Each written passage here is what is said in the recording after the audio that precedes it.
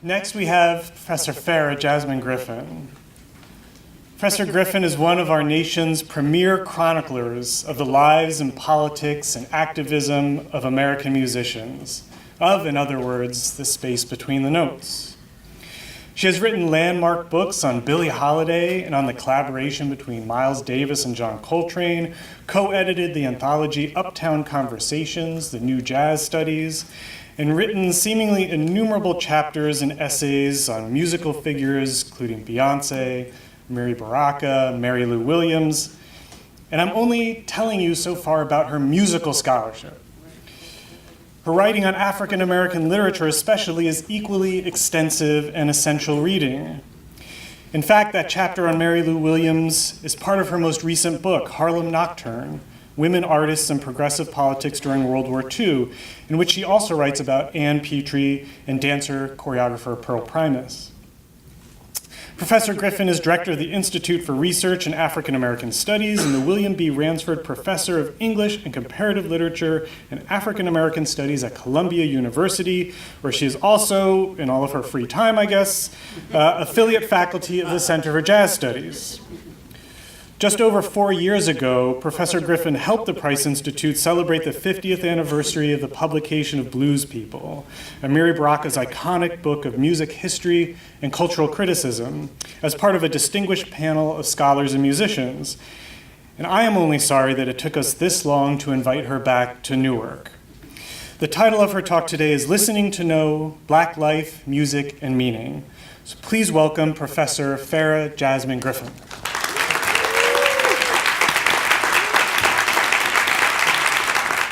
Good afternoon. Is it afternoon, morning? Good morning. You know, I hear music and it just takes me to another zone.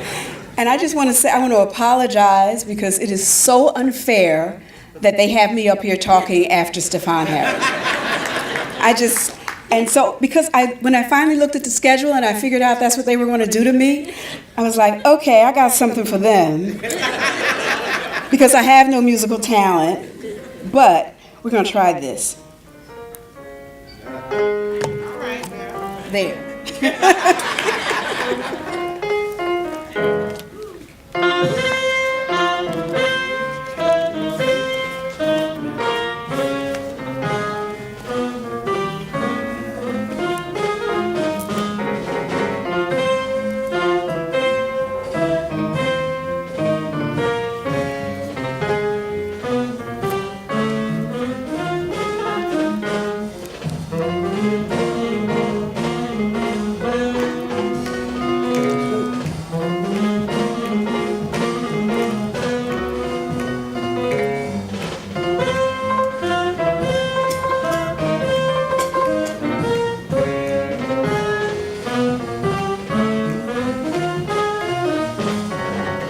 Okay, I hate to do that, but at least, you know, a little transition, right?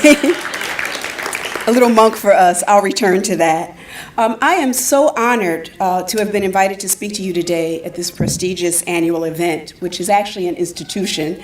And I especially want to thank everyone who made my presence here possible. Mark, Laura Triano, Rebecca Lesperance, who really helped me with my tech, even though I forgive them for making me follow Stefan.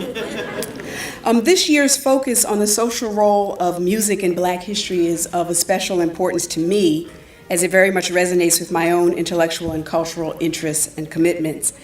And it's also especially significant that we're exploring this topic here in the city of Newark, for it is one of Newark's most gifted and prolific native sons, Mary Baraka, who I think wrote most brilliantly across a myriad of forms about the social and political role of Black music.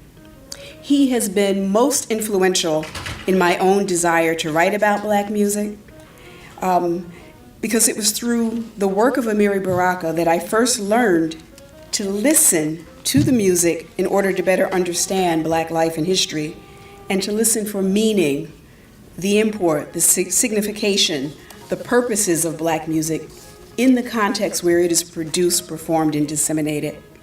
In fact, one of the most memorable events in Newark for me was the December 4th, 2013 celebration. Let's see if I Yeah, celebration of the 50th anniversary of Blues People.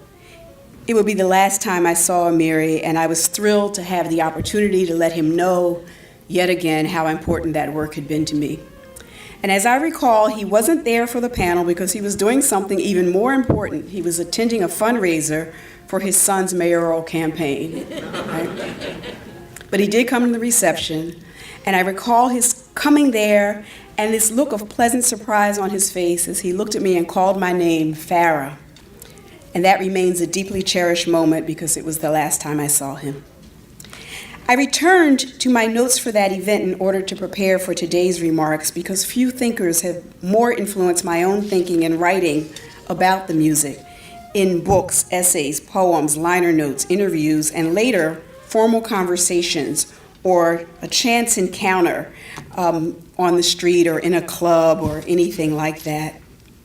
So, in today's talk, I want to start in Newark with Baraka in order to frame my discussion with you. And from there, we're going to travel south to the city of my birth and upbringing, Philadelphia, and then we're going to return to Newark. So we're just going to do a little circular trip. Let me reiterate, there is no greater theorist of the social and political role of black music than Amiri Baraka, not only in Blues People, but in a bevy of essays, stories, poems. Consider his essay, Newark's Coast and the Hidden Legacy of Urban Culture, which he wrote in 1997. And there he says, quote, "Every city in the world has a legacy. Some are known. And if those legacies are known, kept before the peoples of the world, and that legacy is rich with history and culture, the city itself becomes an object of glamour, excitement, curiosity. But when the best legacy, the highest level of civilization that city has contributed to, is hidden or forgotten, the city becomes identified with a set of negative or dangerous characteristics. Then it might look like Newark after 5 p.m. on any evening, like a ghost town or a warehouse for the money-making operations of people who do not live there." 1997, it was a warning. The essay is an argument for the necessity of a vibrant art scene grounded in the legacy, the artistic legacy of that city, followed by a deep, detailed history of Newark's centrality to black music. And he concludes that legacy is central to the city's further development. Importantly, the essay argues for a version of development that benefits the city's inhabitants and their cultural forms and norms. And I'm glad to say it seems like somebody was listening. In another essay, Black Music as a Force for Social Change, he writes, quote, "The art describes our lives, whether statically or on a continuum. It might sound like social protest just describing what you see standing on 125th Street or the Central Ward of Newark in the space of an hour. The music calls also, and it does project a future and forward a history. Here, to me, is the meaning of the music. It bears witness and offers a vision."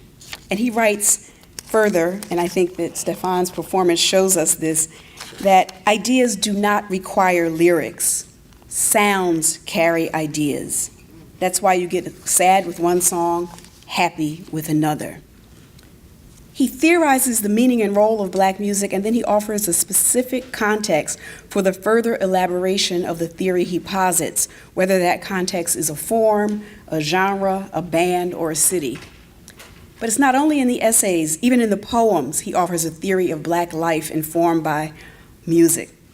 Just this week, I shared one of my favorite poems of his, of many, there's so many, but this is a poem I shared with my students. I'm going to see if we can get it to work here. In Walked Bud. The poem does so much work.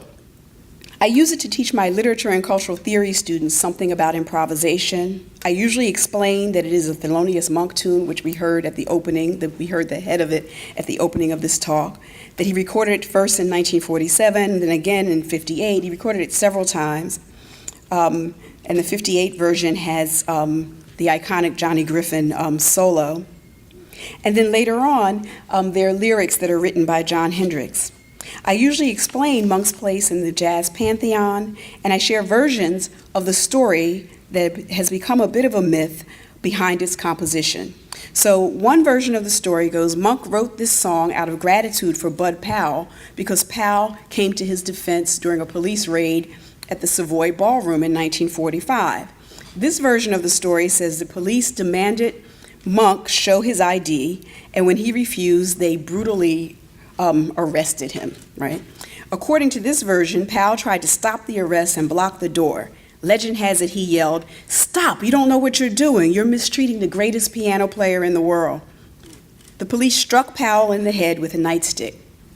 There have been changes about when that incident happened. Dexter Gordon says it actually happened in something like that happened in Philadelphia, but this is the iconic version of that story.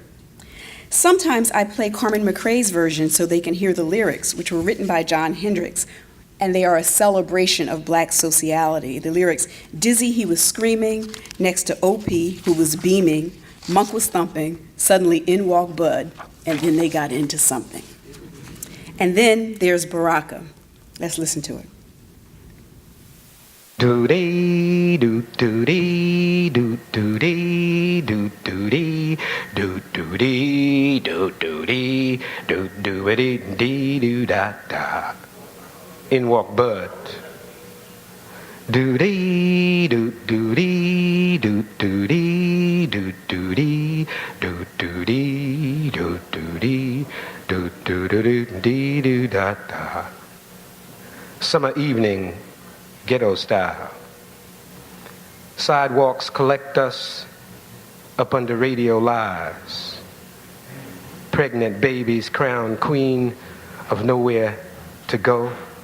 Do-dee, don't-do-dee, don't-do-dee, don't-do-dee. Young boys bop into madness and death. Do-do-dee, do-do-do-da.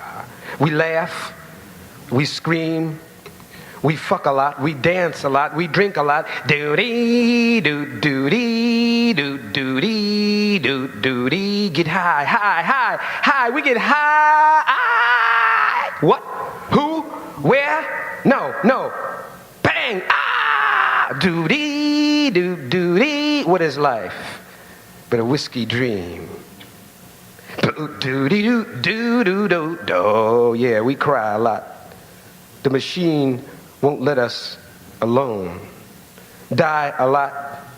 So much bitter black bottomless anger and frustration characterize our nation. Rage won't go to any page. If I what, you what, think what, say what. So much rage, black anger, yet beneath the pavement of our faces there's real love and touching tenderness. We sing, close the door, let me give you what you've been waiting for. And rise off the ground when we see beautiful we coming down dressed in some musical extravaganza. Do-dee, do-do-dee, do-do-do-do-dee-do-do. Dow, dope slide, ugliness hide, sweet piano bass, talking warm mornings in walk. Who? Booty, you know we say do-do-dee, you know rhythm, do-do-dee, our business, do-do-dee. The African in the West with European harmonies, do-do-do, do-do-do. Dow, but the beat, man. World, black, hey, black. In walked us.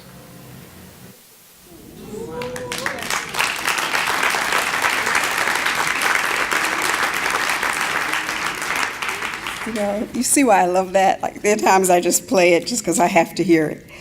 So we have Mr. Baraka using his voice to scat the song's head, that familiar opening that you all recognized immediately when I played In Walk Bud, before launching into his solo, which bears witness to the daily life of the Black urban poor. Neither romanticized nor sentimental, the poem expresses the explosions of pent-up rage and frustration, resulting in acts most often of intra-racial violence, the ways we cope with the realities of white supremacy and poverty. We make love, we get high. But then the soloist shifts, quotes a popular tune, close the door, let me give you what you've been waiting for. And those of us in the know immediately recognize that that's Teddy Pendergrass. It's a soul classic, and we smile at that recognition. The register shifts here. We are not only the products of our rage, but we love, we romance, and we have created some of the baddest love songs known to humankind. One of my favorite lines is just a simple 2 words, beautiful we. And by the end, in walked Bud is replaced by in walked us. In walked us. In the we and the us, the poem and the music invokes, identifies, and calls into being a people. It explores the social role of Black music in the midst of playing that role, in bearing witness for us, while at the same time affirming our genius and our humanity, while creating the context for us to practice our peoplehood. It confronts head-on the ravages of white supremacy, but the people are not defined by it, or at least not only by it.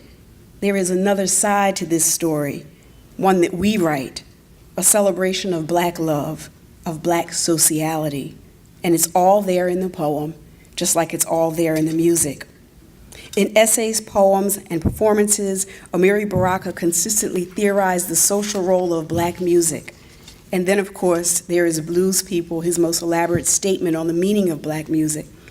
And when I was here in the celebration of the 50th anniversary, I recalled, quote, "There are some books that help you make sense of your world. They shed a light on an aspect of reality or history and help you see it more clearly. You don't just read these books, you encounter them. You engage them, struggle with them, nod in agreement, respond with gratitude, or shake your head in disagreement. You enter into a relationship with these books, return to them time and again, and each time a subtle shift takes place because you are no longer the person you were when you first read it, because you have read more or listened more deeply or stretched or narrowed. So each return constitutes not just a rereading, but a new reading. Blues People for me is one of these books. Generations of readers, of students of Black music, students of American life, lovers of sound, testify to such an encounter with the book. So let's move now a little further south, down the Northeast Corridor to Philadelphia, my hometown, another city of Black migrants. And upon their arrival, they encountered a long-standing Black population, many of whom had been the descendants of free Negroes like those who founded Mother Bethel AME and harbored fugitive slaves. But for those migrants, the ones Du Bois wrote about in the Philadelphia Negro, many of whom lived in streets so small they may have been alleys. They became the Black working class, and they created their own extraordinary musical culture in the midst of one of the most oppressive police states known to Black people. I came of age in Philadelphia when Frank Rizzo was mayor, where the Panthers held conventions and served free breakfast, and where folks were starting to create the sound of Philadelphia. I grew up in a working class, working poor Black family neighborhood community, and music was everywhere. It accompanied everything we did. Household chores, family gatherings, sitting outside in the summertime, cookouts in the park. There were small radios attuned either to the jazz station WRTI, which we called Temple Station, because it was Temple University Station, or the Black radio station WDAS, AM and FM. One didn't turn the music on because it was always on. It was beloved and necessary. It shaped our sense of ourselves as individuals and as a people. Telling someone something about the music you listened to identified you in certain ways. So my memories of my loved ones is about their music as much as it is about what they looked like or smelled like. My Aunt Eartha liked the blues. She loved organ trios and R&B. Aunt Eunice was the hippest of the 3 sisters. She always had the new thing first. She listened to Monk. She likes Miles. She even liked Bitches Brew, which my mother didn't. Yeah. She went to LaBelle's Afrofuturistic concerts decked out in silver sequin mini dresses. At her house, everyone debated Miles's shift after Bitches Brew and analyzed the cover of On the Corner or the cover of The Conspiracy Theory. See, if you really know, the conspiracy theory behind the latest Ohio Players album cover. Some of you all know what I'm talking about. Right. Daddy was the jazz head, a bebopper with a gift for dance, the intellectual who actually gave up dance during a brief stint with the Nation, but he never gave up jazz. And my mother liked whatever he liked, but after his early death turned to Gladys Knight of Neither One of Us, because Gladys articulated her heart's true learning. My big sisters and cousins, who were 20 to 21 years older than me, listened to Motown, which everyone loved and was sure to get multiple generations out on the dance floor. Another cousin between their generation and mine turned us all on to Earth, Wind, and Fire. And we, all of us, aunts, uncles, sister, cousin, mother, father, we were all stunned when an elderly Cab Calloway in a white tuxedo came on television, shook his straight hair, and Mama, our beautiful, soft-spoken, Georgia-born matriarch, said quietly, "Oh my, it's the Heidi-Ho Man." In a desire-filled voice that none of us had ever heard before. Our music was our life, our world, and while each person had a preference, nothing was off limits. We listened to all of it. Growing up, I took this music for granted because it was everywhere, and we loved the musicians and the singers and talked about them like they were family or neighbors or preachers or prophets. We loved them because they were ours, and we were theirs, and their music shaped us, and we believed we shaped it too. So when my Motown cousins started quoting What's Going On or Mercy, Mercy Me, they seemed to grow a little more serious. But like Frederick Douglass, I was in the circle and I didn't really understand, though somehow I thought I knew something about the meaning of this music. And until I encountered Blues People almost 20 years after its publication, Blues People gave me that critical distance, but not an alienation from the cultures that gave birth to me. It gave me the ground to step outside of that circle, but not too far away from it, so that I could see the depth, complexity, historical resonance, and philosophical meaning of something that I had taken for granted. And unlike other works of criticism or scholarship, which seemed to have little understandings of the nuances of Black life and culture, little real appreciation for Black people, Blues People took that for granted. It did not provide a static, unchanging notion of Black people or their culture. It was a book about a birth of a new people and their transformation, as was evident in the music. It gave me and many of my peers, Trisha Rose, Robin Kelly, Fred Moten, and others, a ground upon which to launch our own ideas. Much of what I've shared with you, I shared at the 50th anniversary celebration of the book. It also became the impetus for something that I'm currently trying to work on. To understand a time, a place, a group of people, even if I'm not writing about the music, I always have to listen to the music of that time, of that place, of that people. It gives me a sense of their context. It gives me a sense of the rhythms that it might have informed their movements, even the way they walked, a sense of the way in which they thought of themselves. For instance, in writing about Harlem Nocturne, in trying to understand the young women who participated in the Harlem riots of 1943, who didn't leave diaries, I listened to the bold brilliance of Dinah Washington, who was one of their peers, or to Cootie Williams, to whom they might have danced. Lately, I've been trying to access the Philadelphia of my childhood, especially during the years leading up to my father's death in 1972 through my early adolescence, just before entering high school. And I keep thinking of that time and thinking I want to write about it because it allows me to talk about Black sociality and Black interiority, two things that it seems especially necessary these days given the dominance of Afro-pessimism as a dominant mode of thinking about Black life and being. One direction of this exploration of the 70s has taken me to the music of the three women, Sarita Wright, Minnie Riperton, and Janice Williams, and what I call their aesthetic of quiet. And it also lets me discuss the relationship between those women and the man for whom they sang backup, co-wrote songs, and who, in the case of Wright and Riperton, produced important albums. That's Stevie Wonder. Maurice White produced Williams' first album, and I'll be happy to talk about this more later if anyone is interested. But for this talk, I'm going to be a little vulnerable, and I'm going to share some new material that right now is more memoir than scholarly, but that still demonstrates the social role of Black music, because I cannot think autobiographically without thinking about music. Sometime in the early 70s, my family owned a restaurant. We called it a restaurant. But as a matter of fact, we actually called it the restaurant. But it wasn't really what you'd call a restaurant. It was more like a luncheonette. Most of my family lived in South Philadelphia. My grandmother, my cousins, my big sister and her children. Two aunts who lived in other areas, Germantown and West Oak Lane, made frequent, sometimes daily trips to South Philadelphia. My maternal grandmother, who took care of me while my mother worked, lived 2 blocks away from my paternal grandparents. My mother, her sibling, their children, as well as my father, all attended elementary and junior high school in South Philadelphia. I say this to emphasize that we were of this place.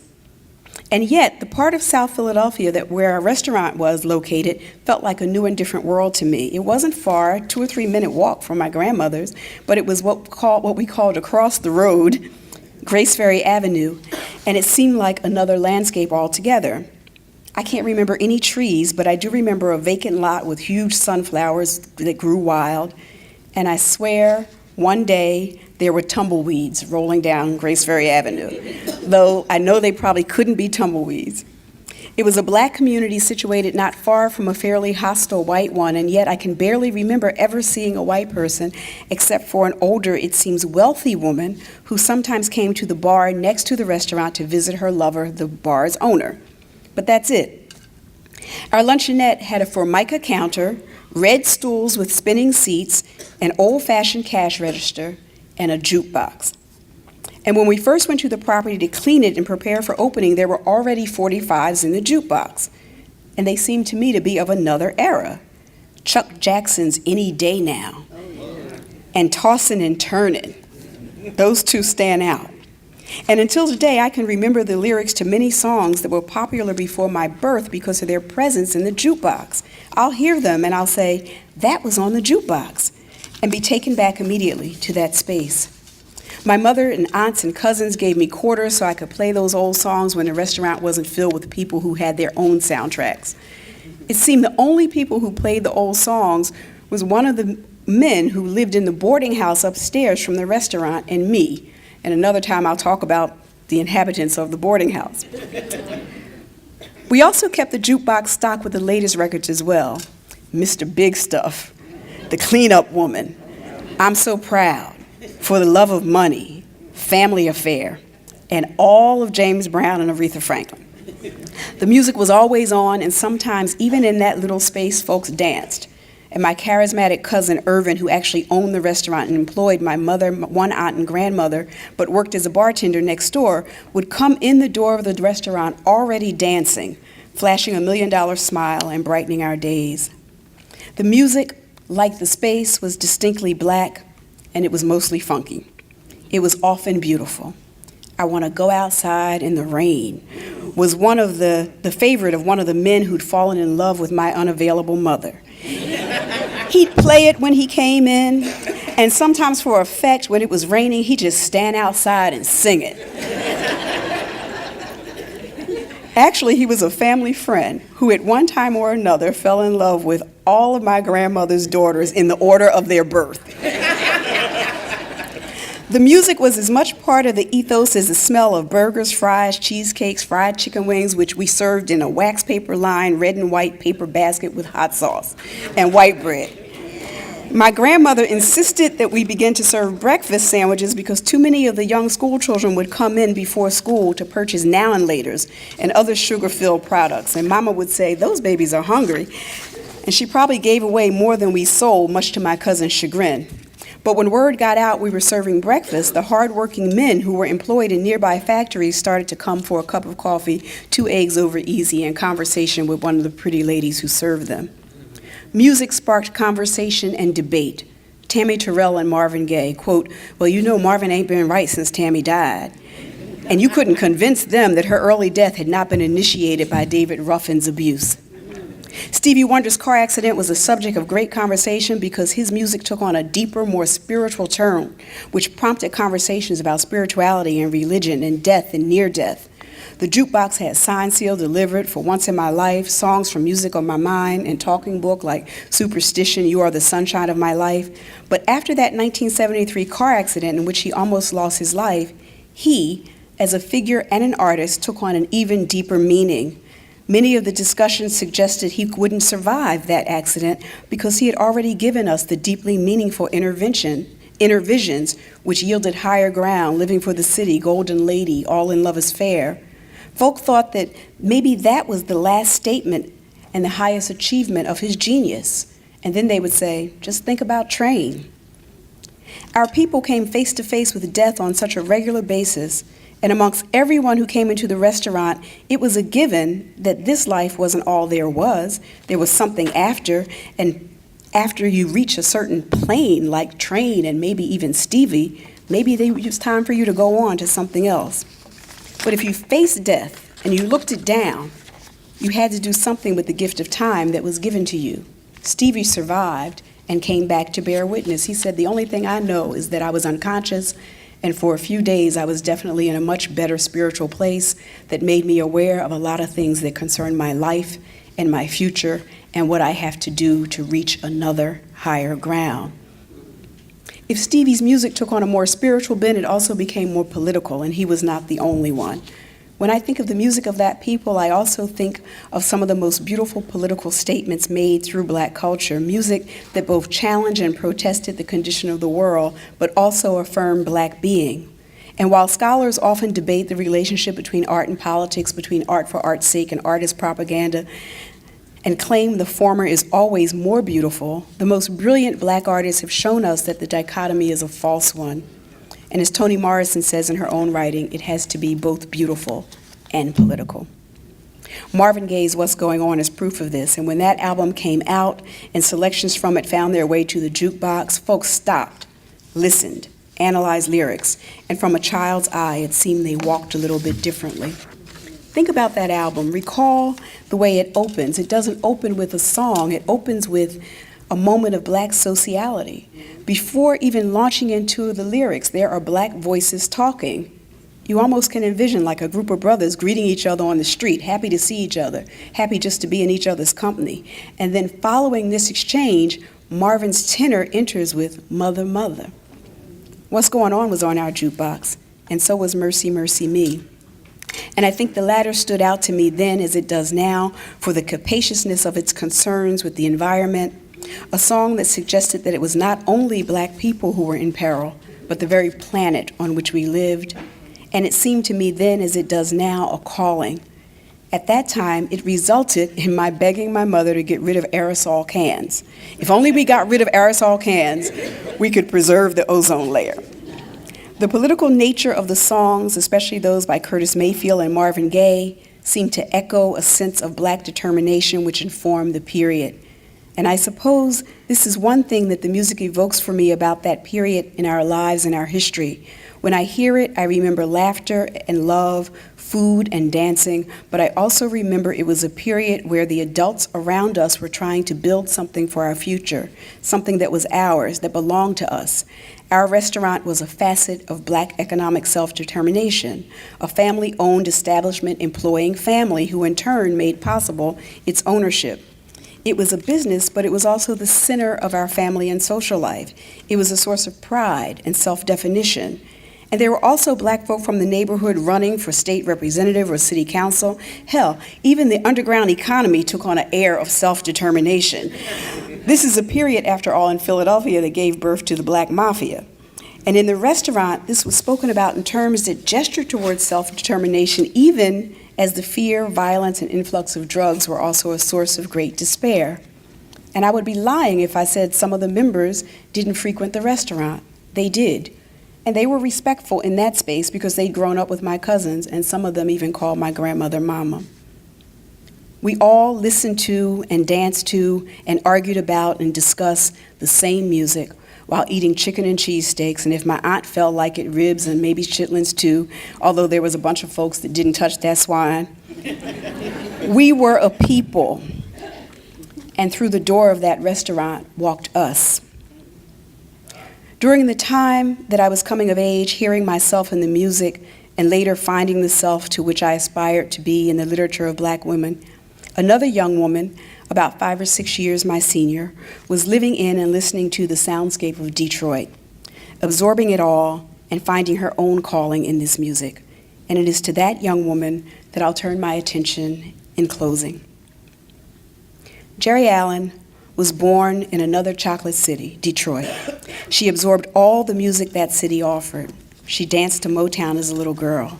She attended Cass Tech High School, was nurtured by the city's jazz players so that she felt comfortable and at home in any musical setting, from straight ahead, bebop, free, all of this before she got to Howard University, where she majored in jazz studies. And she would come to New York and give it a go in the early 80s, and eventually settle in Montclair, New Jersey to raise her children and continue to grow and develop as a musician and a composer. So for this talk, Jerry brings us back to New Jersey, especially if I can find the last page of my talk. But if I can't, I'll improvise. So I can't find it, so I'm going to improvise. So one of the reasons that Jerry brings us back to Newark is because she had such a special relationship to this city, to NJPAC and just in general, but most especially to Bethany Baptist Church. And as we know, Bethany is a legendary church in the Black freedom struggle, but also a legendary site of jazz, right? The jazz vespers that are there, just extraordinary. Miss Dorthon Kirk, right? So Jerry played there, and the congregation loved the music, and she thought, oh, maybe this is a place where I belong. And she was baptized as an adult by Reverend Howard. And she decided to make she had 3 solo albums, a kind of triptych of solo albums, and she decided that one of them would be Christmas music, which she thought was so beautiful. And she recorded A Child is Born, and she says, I don't have the quotation, but she says that that project was actually born of her time at Bethany. So the song is solo piano, but it's also filled with voices. It's filled with voices of the Women's of the Gee's Bin Quilt Collective, with Conitra Miller from Howard University, who runs the Howard University vocal program. It even has me on there repeating like one line 3 times over and over and over again. And shortly after the album came out, Jerry had, I did find it, okay, good. So Jerry had a concert there at Bethany, and she said that she saw it as a way of giving back just a little bit to what the church had given her, as an act of gratitude. And I remember, and I can't confirm this, and my memory might fail me, but I think I remember walking into the rehearsal the day before, or maybe somebody here knows this, the day before the concert, and the church had rented a Fazoli piano for her, because I remember her crying that's what had been done for her. And the folk came out for that concert. She had Liz Wright and Kanitra and her daughter Barbara, and yes, she even had me sitting up there repeating that one line over and over again. And her band, the drummer Casa Overall, and the bassist Kenny Davis, and tap dancer Maurice Chestnut, and that space was filled with so much spirit and so much love that one wondered how anything bad could happen in the world. There's the photograph of the people sitting listening to the music. And yet, because so much bad happens in the world and in this country, especially to Black people, that we need times like the one created for us by Jerry and created in spaces like Bethany, created here. So I want to close with one thought about Jerry, Bethany, and the social life of Black music. In early July of last year, well, first I want to share some things with you. This is the picture. Isn't that beautiful? My husband took that picture. So these little boys, and Maurice Chestnut was dancing, and they were fascinated. So they just held hands, and then they stood there. Look at that one leading the other one. And they just stood there. And so that's the image I want to close with, because it is an image about that continuum, right, and about that future. In early July of last year, Jerry's funeral was held at Bethany. It was a solemn occasion because all of us were in shock at what seemed to be the sudden death of one who seemed so vibrant. I have been to many jazz memorials in big cathedrals in New York, Riverside, Cathedral of St. John the Divine, St. Peter's. I've even attended a number of them at Harlem's Abyssinian. But I have to say this one was different because it was Jerry's church. She attended adult Sunday school there and brought her girls there, and the church members knew and loved her, and the pastor knew and loved her. And it makes a difference when the person delivering the eulogy actually knew the deceased, because he could speak from a place of deep love and knowledge about her. He didn't have to make up platitudes. He told the truth, and he did so with the eloquence and truth-telling for which he is known. And the music, my God, the music. The choir sang Amazing Grace, and I do not know the name of the soloist, but I will find out because she did what only the greatest singers can do. She touched a space so deep inside of us that it seemed to open up something that we needed to have open, while at the same time opening the portals for the ancestors to come and opening the very gates of heaven for Jerry's ascendants. This was followed by musical tributes by some of our most accomplished and gifted musicians, Terry Lynn Carrington, Esperanza Spalding, Carmen Lundy, Oliver Lake, Cassandra Wilson, Vijay Iyer. Even in our mourning, perhaps especially in our mourning, our music accompanies us, gives us permission to grieve and begin the process of healing. What is the social role of Black music and Black history? Black music is Black life. And anything that affirms, celebrates, documents, and sustains Black life is a gift to freedom-loving people all over the world.